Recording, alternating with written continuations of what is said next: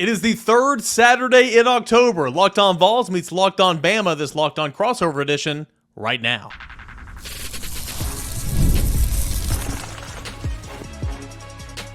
You are Locked On Vols, your daily podcast on the Tennessee Volunteers. Part of the Locked On Podcast Network, your team every day. What is up, everybody? Welcome into it, Thursday morning edition. Thanks so much for making us your first listen, your first watch. I am Eric Cain, host of Locked On Vols. He is Luke Robinson, host of Locked On Bama. Again, it is Rivalry Week, third Saturday in October. This game means an awful lot to a lot of people. And Luke, it is a monumental football game for both programs. Can't wait to break it down with you here in the next 30 minutes. This episode is brought to you in part by FanDuel Sportsbook. Your first $5 bet, you'll get started with $200 in bonus bets guaranteed. Visit FanDuel.com to go ahead and get started today. You know, you and I have done crossover shows the last couple of years, and I always like to hear your perspective of what this game means to you, because I know it means an awful lot. What does this game mean to you, Tennessee, Alabama? You know, what it really means is, like, sadly, it's the midway point of the season. I was at the game back in 1988 in Knoxville when Tennessee came into the game, I think, 0-5, and Alabama comes in and beats them to take them to 0-6. Tennessee doesn't lose again until the next time they meet in the third Saturday of October game in Legion Field in 1989. And Alabama fans will remember that as the Saran Stacy explodes game. That's what Brent Musburger's call was. But I was at both of those games. I mean, I've been to Knoxville a bunch of times to go check out this contest. I always had a blast. I was there in 96 in the rain when Jay Graham took it all the way. Like they were just trying to run the clock out and take it in overtime. And Jay Graham goes all the way. I was there in 94 when Peyton Manning made his first appearance. And I've been to a lot of – I was there in 95 when Peyton Manning led the band in Legion Field. So, I mean, I've been there for a lot of fun Alabama-Tennessee games. And it's always like the halfway point of the season. It's always like just a game that signifies, hey, we've already gone through half of this stuff. I can't believe it. I took some heat today on the podcast because I've said, look, I don't feel about Tennessee the way I feel about Auburn. But I grew up close to Auburn. I think Auburn's the main rival. I hate to even admit it. But it's true, and I would rather beat Auburn than beat Tennessee 100% of the time. Now, that said, I appreciate the Alabama-Tennessee rivalry more than I appreciate a lot of other rivalries. But I get why I totally get why a lot of Alabama fans loathe Tennessee, and mostly because of Phil Fulmer. I get it. But I'm just saying, I got over the Phil Fulmer stuff, and winning about 15 in a row will help you get over it. I was going to say, so like, you know, my lifetime, it's been, you know, I remember as a kid, this series has always been a series of streaks. When I was a kid, man, it was Tennessee whipping Alabama's tail every single year. It wasn't 15 in a row, but I mean, it was, 4 or 5, and then it would go in the other direction for a little bit, right? And then, of course, as you mentioned, 15 in a row with Nick Saban, that kind of stinks for people, especially in my age group. But, it's funny, like, this is an absolute rivalry game. For Tennessee fans, it depends on, what age group you ask. My grandfather says Vanderbilt Commodores, got to be Vanderbilt every single time. Well, that's true, but is it really a rivalry game? My dad would tell you Alabama. I would tell you Florida. But, again, like, that was only a rivalry game since 92, and that's kind of been one-sided as well. So I love this game, though. I think that the history in college football, the history of these two programs, it's super exciting. Storyline so far for this season, man. I mean, obviously 5-1, 2-1. Both these teams kind of sit there. Both these teams have a loss that they didn't expect preseason. Tennessee at Arkansas, obviously Alabama at Vanderbilt. Take the floor, man. We all saw the Georgia game. We all saw Alabama hold on, give it away, and then take it right back. And then we saw what happened the next week. The roller coaster season, first year post Nick Saban. How's it been so far? It's been just that, a roller coaster. I mean, you beat Georgia, and the Georgia game in itself was a roller coaster, and it was just crazy. I mean, I never thought we'd score 28 points on Georgia in that game, much less in the first, quarter and a half. Yeah. And then, of course, Ryan Williams, who should be a senior in high school, everybody knows. 17, he makes an unbelievable catch and is able to, pirouette and then accelerate and beat 2 Georgia defensive backs. And I don't care if you're a Georgia defensive back, you're a dude. And he's able to beat them both to the end zone, and it was crazy, right? And then, of course, you have the Vanderbilt game, which felt so surreal. I was watching it with a bunch of Bama fans, and it was almost like, yeah, we're going to win this just any minute now. And then the next thing you know, we don't win it. And it's sort of like, I felt like the brothers in Trading Places, like, turn those machines back on, But and then, of course, South Kakalaki. There we are. We score on the first drive, look good doing it. We had Ryan Williams open for a touchdown. Don't hit him deep. We miss him. And on the second drive, and next thing you know, South Carolina's right in the middle of it because there's some boneheaded decisions. Alabama got a half the distance to the goal penalty because on a touchback. Never even heard of that. No.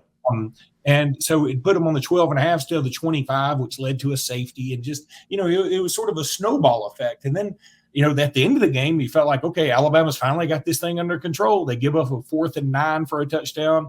They give up another long pass for a touchdown to Nicholas Harbor, who is just a freakazoid, by the way.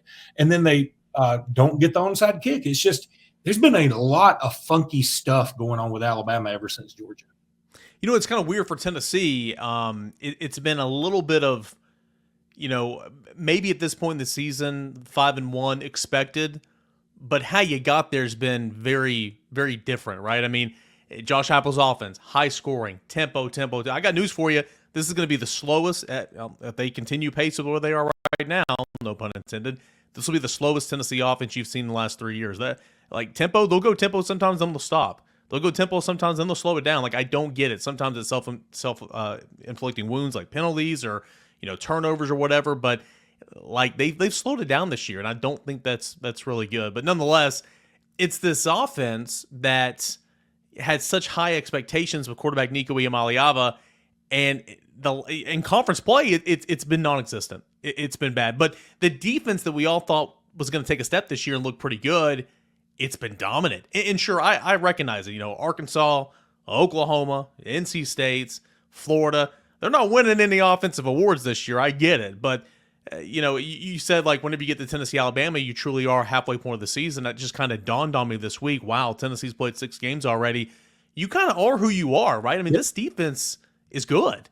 This defense is one of the best ones in the SEC, one of the best ones in the country. So it doesn't mean Alabama's not going to make some plays, because Alabama will. But it's been kind of unique to see how the two sides of the football have operated. Now, I think Tennessee's offense, if you can protect your young quarterback, I think you're close.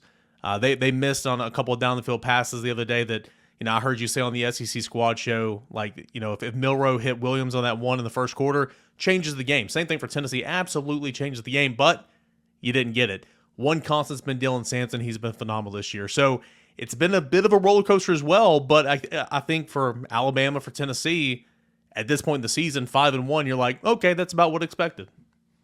Yeah, I think most everybody probably would have predicted, hey, both these teams come in here 5-1. They just wouldn't expected the losses to be where they were, to Vanderbilt and Arkansas. I don't think people would have called that at all. So, in fact, I'm one of the fools that fell into the NC State trap. I thought at the beginning of the year, I was like, NC State, Grayson McCall, this coach is pretty good. Their schedule sets up beautifully. If they get by Tennessee, I think they're right there in the playoff picture. It looked good on paper. Paper. So did Ole Miss.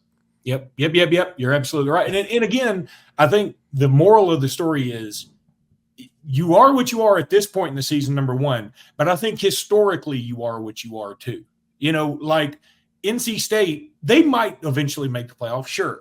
But I should have not fallen for the flash in the pan because they haven't shown enough to get there. I mean, Tennessee humiliated them. Now, other teams have humiliated them since then. I mean, I forget who it was that beat them at home just recently. Like it was not a great team. And they maybe was it Rutgers? I can't remember who beat them at home recently. And I was like, they had the lead most of the game. They just can't finish anything. And then Clemson beat up on them pretty good. But, in the end, Tennessee and Alabama are still right here. And contrary to popular belief, and let's talk about it in the second segment, I don't think this is an elimination game for the playoffs necessarily. Okay, it's funny because I literally had a show earlier this week that said this is a play-in game, elimination game, must-win game, whatever you want to phrase it. So I'm kind of on the other end of that. So that's a good point. Let's talk about that when we come back right here on this crossover Thursday edition of Locked On Vols and Locked On Bama. Hey guys, want to tell you about our friends over at FanDuel Sportsbook. FanDuel, NFL fans, you can get off to a big start to the season with FanDuel. It's America's #1 sportsbook. When you get a hunch in the middle of a game, you can check out the latest stats, view the live play-by-play, and so much more on the same page where you place your bets. All you need to do to get started is $200 in bonus bets guaranteed, and you're going to, when you place your $5 bet, so place that $5 bet, you're going to get $200 in bonus bets guaranteed. That's on NFL Sundays. But hey, this is a college show. College football. We're going to do picks in segment 3. Tennessee, a 2.5-point dog at home. According to FanDuel Sportsbook, that totals at 56.5. No spoilers. I don't know if we're gonna be liking the over in this football game. Just a hunch. I don't know. I know that's lame, but we'll get to that here in a moment. Put some coin in your pocket this NFL season and this college football season over at FanDuel Sportsbook. It is America's #1 sportsbook. FanDuel. It is where you can make every moment more. All right, guys, welcome back into a crossover Thursday. Locked On Vols and Locked On Alabama. Locked On Bama. Luke Robinson, I'm Eric Cain. Appreciate you guys for tuning in and getting a load of this, man. So you had a nice little tease there, kind of set it up. It's you don't think this is an elimination game? Kind of show your work here. No, because look, if it was an elimination game, that would mean the loser's out, and I just don't think that to be true. Look, I even believe that there is a scenario where you can get in with 3 losses, probably both these teams. I think definitely Alabama because Wisconsin's sort of resuscitated themselves a little bit back to life, and Alabama also has that big win over Georgia, which counts for a lot. The loss to Vanderbilt hurts, but then Vanderbilt's playing much better than Vanderbilt normally does, and that's going to help out. So my point is this, that let's say Alabama loses to Tennessee and then wins out. I will bet you whatever you want on FanDuel or any other service, Alabama will get in the playoffs. No, I agree with that. Okay. Yeah. Now, if Tennessee loses but wins out, I say Tennessee gets in. I would be willing to bet anything of that because you have a win at Georgia now, right? Mm-hmm. Now, the backside of Tennessee's schedule is not the most arduous you've ever seen, but you will have a win at Georgia, and that will make up for. And then, of course, your loss will be to Alabama, who will clearly probably still be in the playoffs too.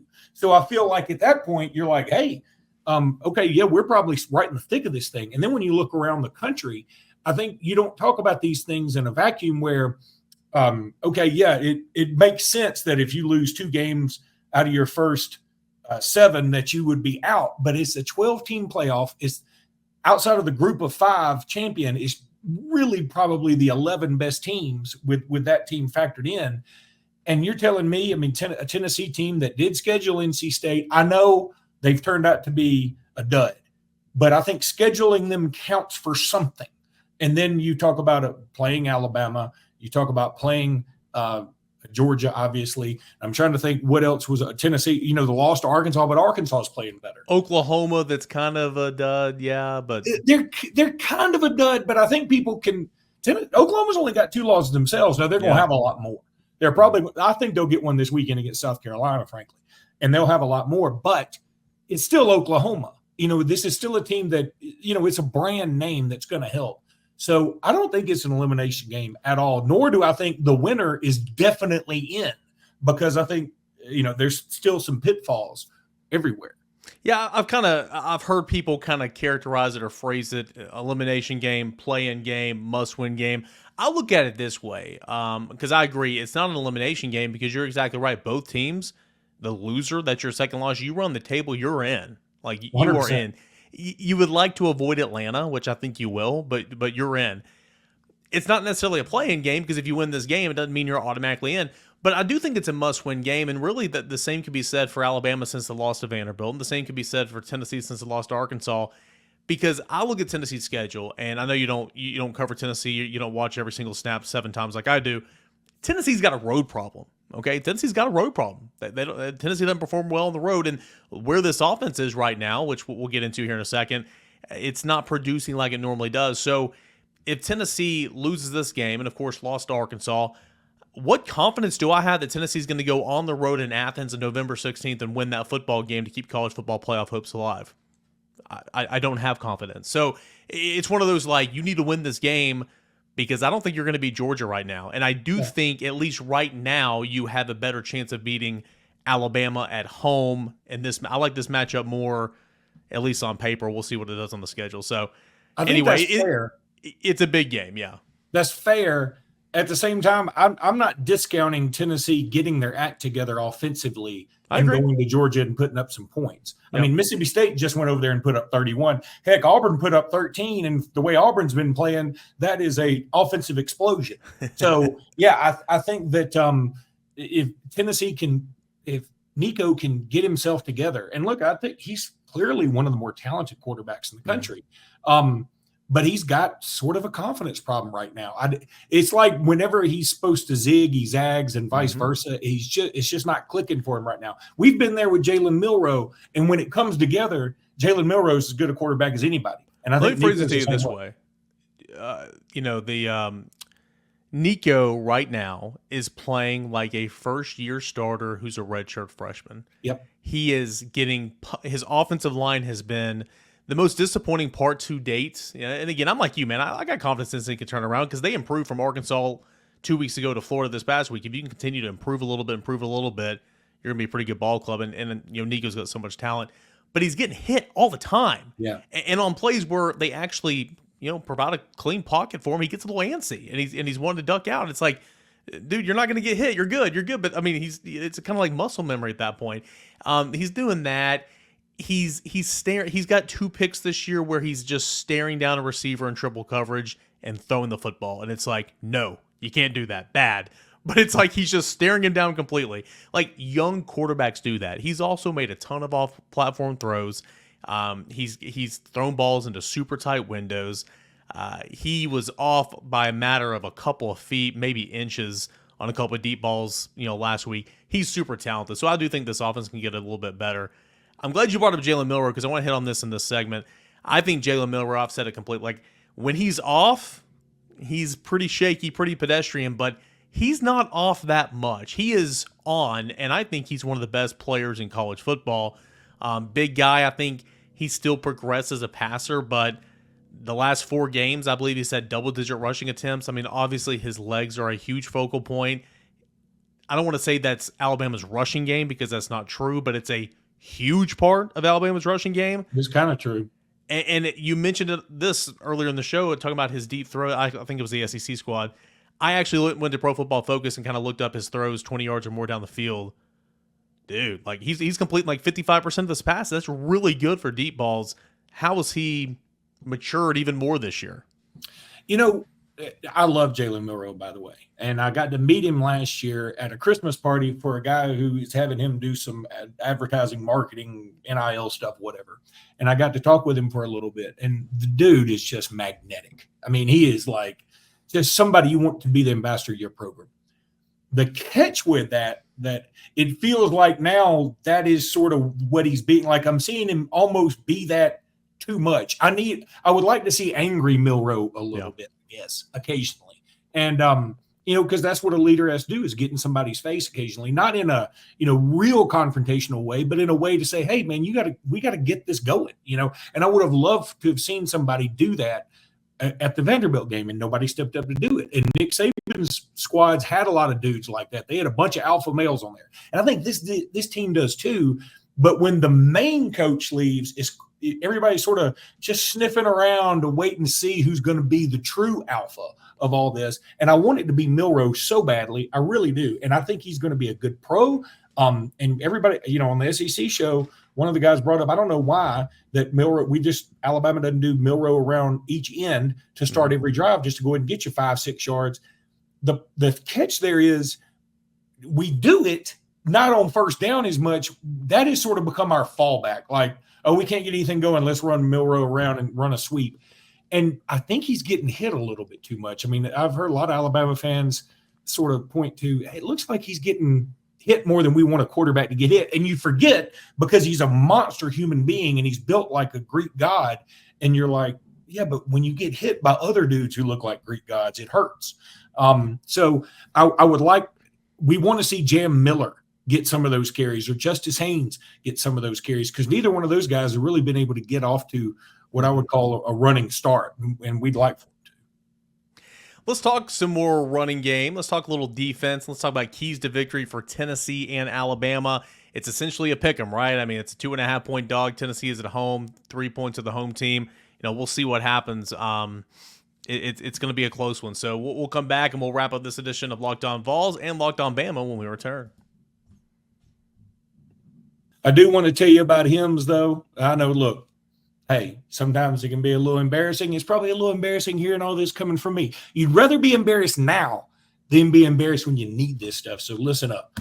Look, HIMS is changing men's healthcare by providing you with access to affordable sexual health treatments from the comfort of your couch. HIMS provides access to a range of doctor-trusted ED treatments like chewable hard mints and Viagra and Cialis and their generics for up to 95% cheaper. The process is 100% online, so there's no need for uncomfortable doctor's visits. Just answer a series of questions on their site, and a medical provider will determine the right treatment option. If prescribed, your medication ships directly to you in a discreet package for free. No insurance is needed, and one low price covers everything from treatments to ongoing care. So start your free online visit today at hims.com/lockedon. That's HIMS.com/lockedon for your personalized ED treatment options. hims.com/lockedon. The products mentioned are chewable, compounded products which are not approved by or verified for safety or effectiveness by the FDA. Prescriptions require an online consultation with a healthcare provider who will determine if appropriate. Restrictions apply. See website for details and important safety information. Subscription required. Price varies based on product and subscription plan. Hey, we got a final segment left to this Locked On Thursday. Locked On Vols meets Locked On Bama, and I do want to go back and take back what I said about the pick'em. That's not how spreads work, but it's going to be. I didn't want to correct you. I said that, and then I'm still talking, and then I don't know if you do this. If you've gotten so good at talking behind a microphone, you're talking, then you're having a conversation in your mind, hey, you dummy, that's not what that means. That's not how it works. Anyway, it's going to be a close game, and in your scenario, Alabama should be a 6-point favorite on a neutral field. Exactly. Yeah. That's not how that works, and this is not the first time I have talked lines on this show. Anyway, Dylan Sampson has been phenomenal. I know that's going to be a big part of the scout defensive game plan for Alabama, and it's kind of funny, man. That's why I think that Tennessee's not going to be like this offensively for much longer. 2 games they've been shut out in the first half. What? Tennessee is historically, under Josh Heupel, a fast starting team. Started fast against Alabama, started fast against Georgia. Don't always win those games, but even against the big dogs or whatever, whenever you're still an underdog, you're starting fast. That's not been Tennessee and SEC play so far this year. Dylan Sampson as well. He's been so great in the second half the last 2 weeks. First half, Tennessee can't find the run game, but it's come along, and he's, of course, leading the SEC in rushing. He's got 15 rushing touchdowns. He's a good one, and he's obviously been a big part of helping Nico out when Nico's been struggling. So for Tennessee to win this football game, got to run the football, got to start off better, got to get the offense flowing a little bit in that first half, but I think Dylan Sampson's going to be a huge part of that. For Alabama to win this football game, what's something that they need to focus on? Well, I think you do focus on Sampson, obviously. I think the way you beat Alabama is taking them deep if you're accurate with it. Alabama's been susceptible to the deep ball, just not many people have hit it. Now, Carson Beck hit it a couple of times late. I know that Pavia hit it one time on a 4th down. Nobody thought he was going deep. That's almost a outlier than anything. But South Florida had some open passes that they missed deep. South Carolina ended up hitting some deep ones late. I think even Wisconsin had a couple of shots at it that they just missed their receivers. Now, if the only attack that Tennessee has is Sampson, then I feel good about Alabama's chances. I love him as a running back. He's got probably about as many yards as Milroe and Miller and Justice Haynes combined rushing. So, I mean, because he's almost at 700, and I don't think any of those guys are anywhere close to that. So, but I look at Tennessee's offensive output this year, and you go back to their first schedule, the first 3 games, they 69, 51, and 71, right? The next 3 games is 25, 19, and 23. And I discounted the Oklahoma offensive issues because I was like, well, Tennessee knew that Oklahoma offensively couldn't do anything. So why speed it up and give up a pick 6 like Auburn did to them? In the second half, they literally changed their game plan because 1, that 2, they had 2 backup offensive tackles in there and they couldn't protect. But then what about Arkansas? What about Florida? Well, I know that's what I was going to say. Now But see, what the problem is, I think when you get on a roll offensively, and then it's just the way sports are. Like, it's the way life is. You do something to change it. You're like, okay, I'm going to change it up because of this. And you sort of talk yourself into doing something different. And the next thing you know, you can't get that momentum back. Yeah. And it feels like that's where Tennessee is, because offensively, they were putrid the first halves of these last two games. Mm-hmm. And Florida is a good D. Arkansas has a good D. But the Florida game was at home. I mean, I can't believe that Tennessee couldn't put any points up on that squad. Even if it was like a pick six, I thought they'd score something. Yeah. But, if Alabama – I think Alabama needs to rely on Jalen Milroe and Ryan Williams as a big connection. I've been begging for Alabama to get the running game going with Jam Miller or Justice Haynes. It just hadn't come to fruition. Like you said, at this point, you sort of are what you are, and I don't know that our running game is going to produce a 700-yard rusher, much less a 1,000-yard rusher. So I think our best weapons are Ryan Williams, and more Ryan Williams to go with Jalen Milroe. And maybe do some – I would love to see Alabama do a screen to a running back. I would love that. Not a flare out, an actual screen. Those are things I'd like to see. But whatever it takes to win is what I'm going to deal with. Here's one other thing that sticks out to me. Alabama hadn't attempted a lot of field goals this year. I think Graham Nicholson – he may only be one of two. I can look up the stats here in a minute. But, this guy won the Lou Groza Award last year. Mm-hmm. And he just hadn't kicked a lot of them, hadn't had to. As Alabama's been, touchdown or bust, it seems like. And I wonder if this comes down to a field goal, if that's going to be an issue, because that place is nuts. And that it has come down to a field goal there before, and it's cost Alabama. He is 1 for 2. Yeah, I thought he missed his first one of the year a few games ago against Wisconsin, I think it was. And then he made one a couple of games ago, and he just doesn't attempt a lot of them. Now he kicks a lot of extra points. Mm-hmm. But 28 yards, he's 1 for 2. His made was from 28 yards. His miss was somewhere in the 40 range. But nonetheless. Quickly, I know we're up against it a little bit. You spoke briefly on defense. I want to talk about defense. Tennessee, front seven, defensive line. They're going to play 13 guys. You've heard that song and dance. James Pierce, Joshua Joseph, and not just those guys, man. Like the interior, Amari Thomas, Omar Norman Lott, Bryson Eason, Elijah Simmons. I mean, they just keep coming. Linebackers lost Keenan Peely. Huge deal. But because Tennessee's been playing so many young linebackers already, it's not like they're going to be shell-shocked at this moment. Secondary, safeties, suspect a little bit. Cornerbacks, really good with Jermon McCoy, the transfer from Oregon State. Ricky Gibson, the sophomore. They've been fantastic. Again, Tennessee's defense overall, pretty solid. Alabama's defense, you talked about the secondary, how they've been giving opportunities to opposing offenses connect down the field. A little bit different, not much 3-4. It's more of a 4-2-5, a little bit of three-man front. I know it's multiple, but for Cain Womack, what's this defense look like a little bit? Well, people are really on Cain Womack right now. I mean, they really are. I mean, the defense has let some folks down. There's no doubt about it. Even though I've been one of those, like, in the moment that has sort of been down on Cain, as the week goes on, I go, okay, I'm going to give him a little bit more time just to be sure that this isn't right. Now, there's some people that have already made up their mind on him. That's the way it's human nature now. But I'm willing to give him a little more time. Let's see what he does against Tennessee. Look, this if you had told me at the beginning of the season who's going to be Alabama's most formidable foe offensively, I probably would have said Tennessee. Yeah. Now, Georgia overall, but offensively, I would have said Tennessee. And obviously that didn't necessarily come to fruition, but I still think it's tough. And so if he can hold Tennessee, if Alabama can hold Tennessee to 17, 20 points, even 21, 24 points, I feel very good about Alabama's chances. If Tennessee gets in the 30s, I'm really, really worried. I think I said it earlier this week. I think Tennessee needs to score, at least 27, 28 points to win this game. And that's if your defense is coming to play and your defense is, fourth down stops and third down stops and turnovers. And that's not one of those games where your defense allows an 80-yard run from Jalen Milroe or whatever. So I'm kind of with you there. On that note, time for the picks. That spread's 2.5 in favor of the giving 2.5 points to the Volunteers. That total is 56.5 over at FanDuel. Luke, how do you see this game going, man? Do you think Alabama's going to get the win on the road? I do. I'm not super confident about it, so I'll go 30 to 24. I think that's somewhere in that neighborhood. Again, I don't feel fantastic about it. I do feel like if both teams play their best, I certainly like Alabama.